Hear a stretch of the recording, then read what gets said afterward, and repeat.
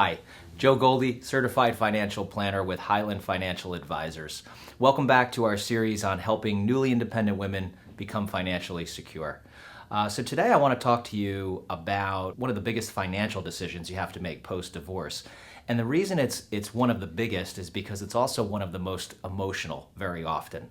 And as we all know, human beings don't do so well when emotions start mixing with having to make financial decisions. So I want to make sure you make a good decision. So today we're going to talk about whether or not you should keep the marital home is the decision we're discussing. And really, this is one of those areas where it is absolutely critical to be working with a financial professional. Again, there's a lot of emotion surrounding the marital home, some good, some bad very often. But as we know, when those emotions come in, we don't always make the best decisions. So working with a financial professional can really help in this area. We're coming at it today from kind of three different perspectives. The first is it a good idea to keep the marital home just from a financial standpoint? The financial feasibility of keeping a marital home. What are some things you should be thinking about? The second is it practical? Does it make good common sense to keep the home after a divorce? And then third, probably the most important, is the emotional side, because this is really where it's affecting not just you as the divorcee, but also potentially children are involved too. So we're going to look at it from the emotional standpoint, some things to look out for. Typically, one person will get the home in the property settlement part of the negotiations in a divorce. Sometimes less common, both spouses will continue to maintain the home and keep the home post-divorce. That's less common. It creates all sorts of, as you can imagine, all sorts of issues. But one person will often have the ability or the potential to keep the home. So from a financial standpoint, does it make sense? Some things to consider here as you're considering financially if you can afford it are, you have an option. You can either keep the marital home or you can rent. When you're talking about keeping the marital home, if you're not the person who is involved with the day-to-day bill paying and finances, it is important to understand there is a lot in terms of operating expenses with a home that you want to consider. So one of the very first things that I do when I sit down with somebody who's gone through a divorce, we do this with all clients, we look very closely at their cash flow.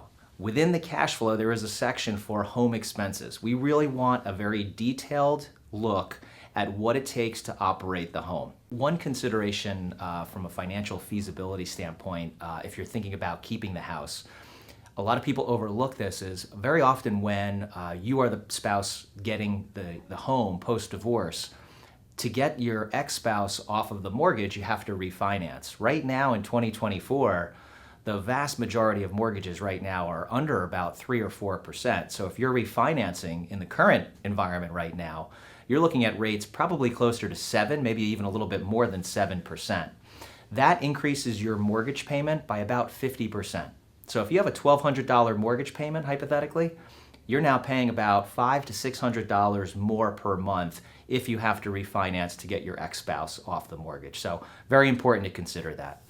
So the second aspect to this is, as I mentioned, practical. Does it make good common sense? Is it sensible to keep the home?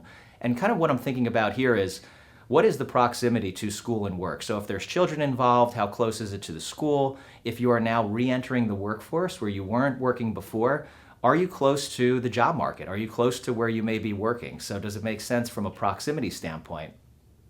Also, what is the current state of the housing market? Is your house overvalued potentially? Is it a good time to sell maybe? Or is the housing market hot or cold? These are considerations that you might want to have from a practical standpoint. The last part here is you have other goals. Everyone has goals of retirement, whatever those future goals are. And we sit down and work very closely with clients to kind of really put those goals into a plan. Will keeping the house and that extra mortgage payment we just talked about, will it sacrifice or jeopardize some of those other goals that may be important to you? So just from a common sense standpoint, just because you have the house and you potentially could keep it, does it make sense to do it? The last, as I mentioned, one of the most important of these three, financially, practically, practicality-wise, is it worth keeping the house? The third that I talked about, probably the most important, is from the emotional standpoint. What I'm talking about here is, especially if there are children involved, there is a a huge amount of emotions attached to the house. If that is the house that they grew up in, this could be a very traumatic event. So very often I will make referrals out to family therapists if there's children involved to make sure they're working through their feelings. But it is a big consideration whether or not to keep the marital home. Is what will the impact on the children be? And then you personally. There's a lot of good memories probably that were in that house, maybe not so good memories. It's a swirl of emotions around the house. The point here is that all of those emotions, especially if there's children involved, could create or cause you to make bad financial decisions. So hope that was helpful. To recap, today we talked about one of the biggest decisions that you're going to make post-divorce is whether or not you should keep the marital home. And today we looked at it from kind of three different standpoints. We looked at it from a financial feasibility standpoint, just simply the numbers. Does it make sense to keep the house? From a practical standpoint, kind of proximity to school and work.